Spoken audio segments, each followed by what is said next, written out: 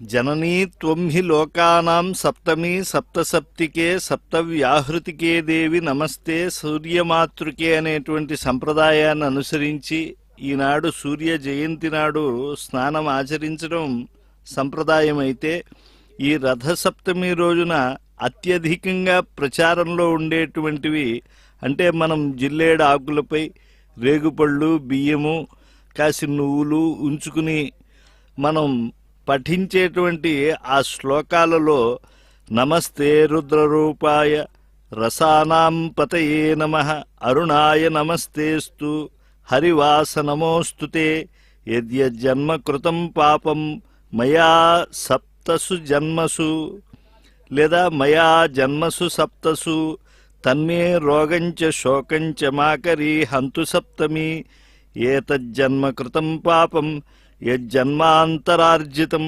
మనోవాక్కాయజం యచ్చ జ్ఞాతాజ్ఞాతే చ ఏ పునః ఇది సప్తవిధం పాపం స్నానాన్మే సప్తసప్తికే సప్తవ్యాధి సమాయుక్తం హరమాకరి సప్తమి సప్త సప్త మహాసప్త సప్తద్వీపా వసుంధరా సప్తార్కపర్ణమాదాయ సప్తమి రథసప్తమి. ఇలా ఈ శ్లోకాలు పఠించి మనము మృణ్మయ స్నానమో లేదా మనకి యథాయోగ్యమైనటువంటి స్నానాన్నో ఆచరించి కాలానుగుణంగా సూర్యునికి స్నానానంతరం అర్ఘ్యం ఇవ్వాలి. ఇస్తూ సప్తసప్తి వహ ప్రీత సప్తలోక ప్రదీపన సప్తమీ సహితో దేవా గృహాణార్ఘ్యం దివాకర. ఆ తరువాత సప్తమి తిథి దేవతను సూర్యమండలాన్ని మనం ప్రార్థిస్తూ జనని సర్వలోకానాం సప్తమి సప్తసౌప్తికే సప్తవ్యాహృతికే దేవి నమస్తే సూర్యమండలే అని చెప్పడం వల్ల ఈనాటి యొక్క ప్రార్థన జనసామాన్యం కూడా చక్కగా చేసి సూర్యగ్రహానికి పాత్రులవ్వచ్చు.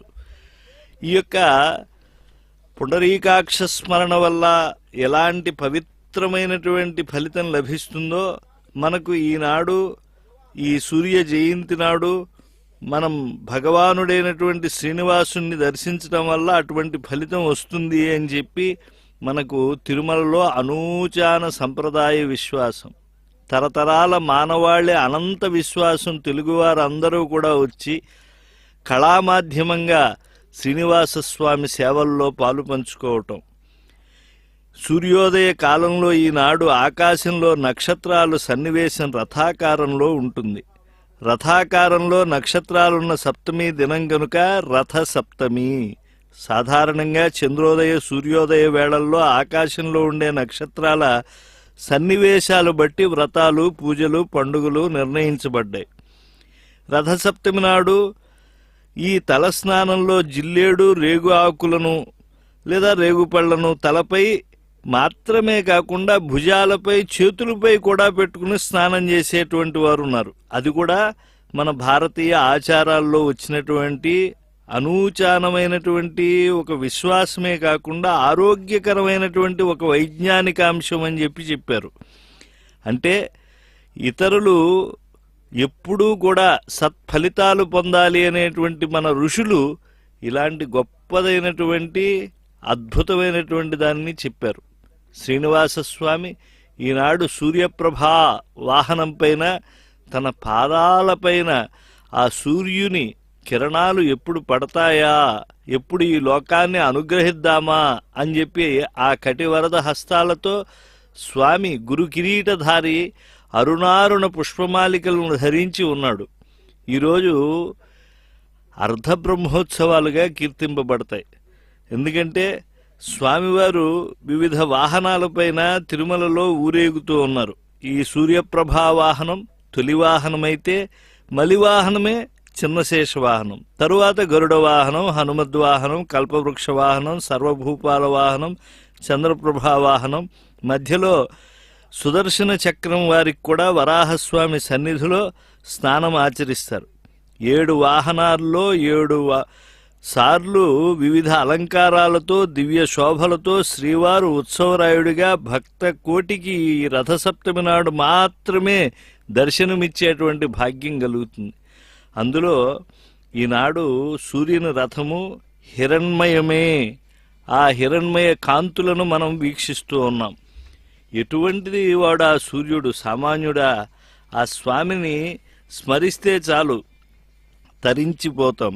ఆదిదేవ నమస్తుభ్యం ప్రసీద మమ భాస్కర, దివాకర నమస్తుభ్యం ప్రభాకర నమోస్తుతే అని చెప్పి చూడండి, చేతులెత్తి ఆ స్వామికి నమస్కారం చేసుకుంటూ ఉన్నారు భక్త బృందాలు అందరూ కూడా శ్రద్ధాసక్తులతో. స్వర్గలోకంలో వారికి సూర్యకిరణాలు ఐరావతం యొక్క గండస్థలంలోని ఎర్రదనాన్ని ధరించాయా అన్నట్లుగా కనపడతాయట. భూలోకంలో ఉన్నవారికి ఉదయ పర్వతం నుండి స్రవిస్తున్న గైరికాది ధాతువుల ప్రవాహంతో తడిచి ఎర్రబడ్డవా అన్నట్లుగా కనిపిస్తాయి. కమలాలతో పాటుగా ఒకే సమయంలో అరుణత్వాన్ని పొందాయా అన్నట్లుగా భాసిల్లుతూ ఉంటుంది. లోకాలకు వెలుతుర్ని ప్రసాదిస్తూ ఉండేటువంటి నిత్యనూతనాలైన ఆ సూర్యభగవానుని ప్రభాత కిరణాలు మనందరికీ కూడా ఐశ్వర్యదాయకాలు, ఆరోగ్యదాయకాలు.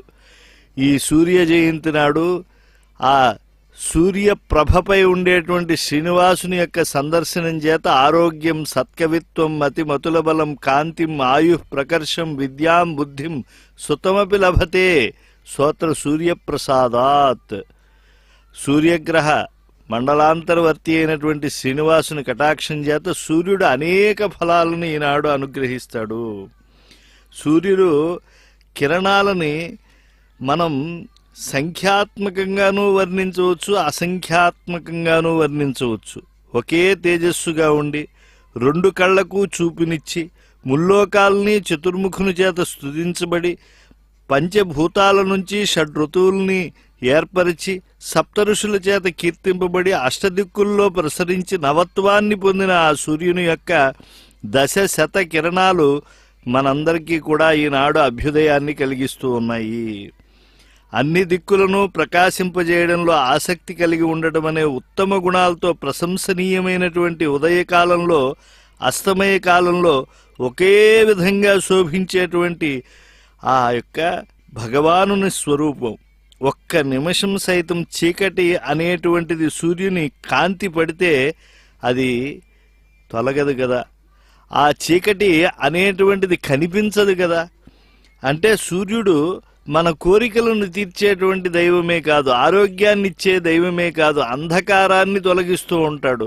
ఇక వెంకటేశ్వరుడు మన మనస్సులో ఉండేటువంటి అంధకారాన్ని పటాపంచలు చేస్తూ ఉంటాడు. ఈ సూర్యకిరణాలు ఈనాడు మనకి శుభాన్ని కలిగించేట్లుగా ఈ రథసప్తమి పర్వదినం సాగుతోంది. ఆ సూర్యప్రభా వాహనాధీశుడైనటువంటి శ్రీనివాసుని శరణాగతి చేద్దాం, తరిద్దాం. అన్ని విభవముల అతడి